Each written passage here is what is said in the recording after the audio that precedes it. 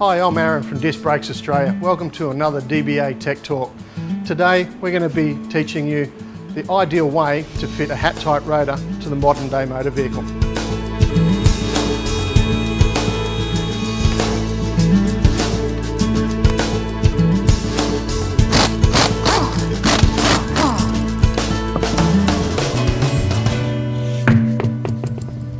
Okay, sometimes the wheel can be a little bit awkward to get off purely because we end up with a portion of rust forming around the ring of the hub. So we need to sort of jiggle the wheel sometimes to get it off.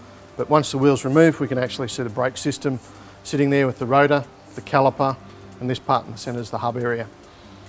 Now we undo the caliper retaining bolts. There should be 2 retaining bolts for this style of caliper.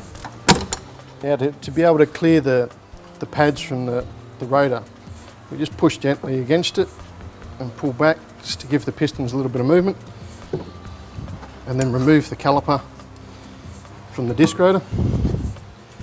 We never hang a caliper on a brake hose, so we always use a hook and attach it off a solid part of the suspension rather than it hanging off the brake hose itself.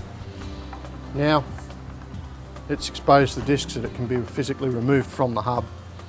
This sometimes takes a bit of work because, as you can see, you get a rust scale forms inside the disc on the mounting face and also on the face of the hub. It's very important that this rust is removed before we refit a new disc to the vehicle. What we're going to do is use some coarse emery paper to get the bulk of the rust scale off. But first of all, we use like a WD-40 or an inox material to just spray on there, just to lubricate while we clean. Just give that a liberal coat. Be careful not to get it onto the pads or anything like that. But then we just basically work our way round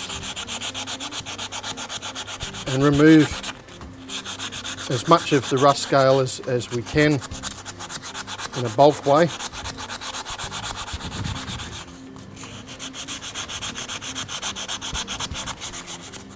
Now we can use an oil stone or a sharpening stone as it's known. This is nice and flat, so it will keep the surface nice and flat while we go through and remove the rest of the rust scale. It is important to make sure that we get rid of all the rust scale.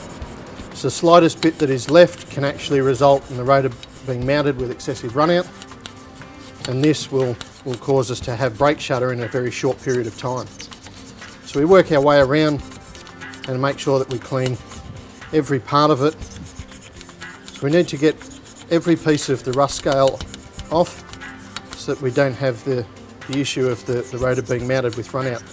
It's very important that we work our way around and get close into the hub to make sure that there is no excess rust scale.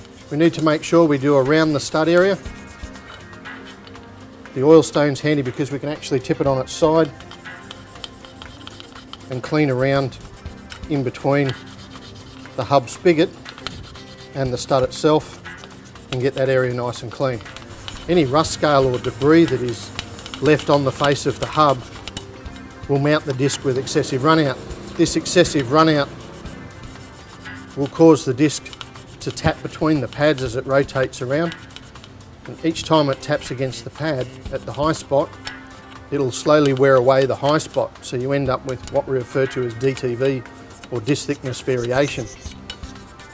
This disc thickness variation is what actually gives you pedal pulsation and steering wheel shudder under brakes, and depending on how much runout the disc is mounted with will determine how quickly this brake shudder will occur.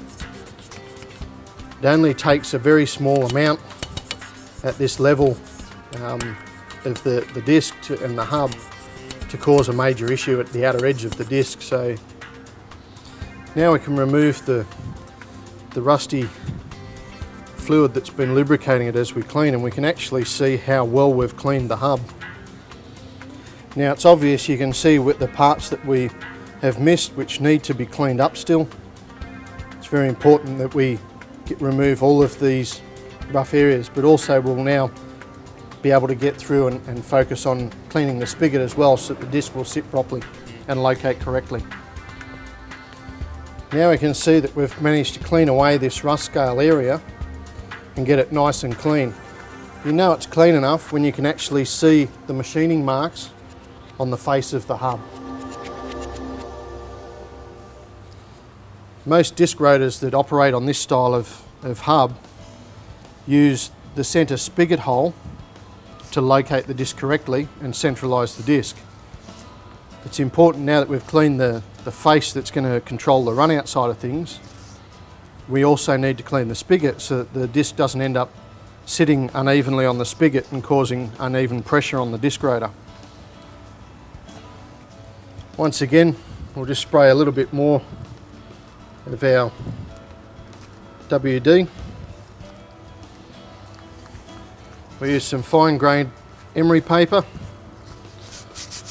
and we work our way around the spigot.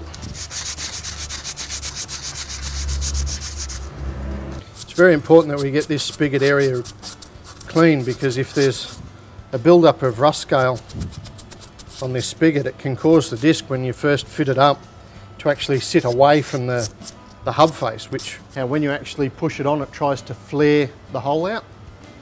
If we don't clean this spigot area properly, it actually tries to bend the disc and bow the hole out so that it will fit on. This naturally puts notable stress through that hat area of the disc, which results in often cracks through the centre hole. The only thing we need to do now though is actually check what the run out is in the hub before we fit the disc. This will enable us to help indexing the disc rotor when it needs to be done.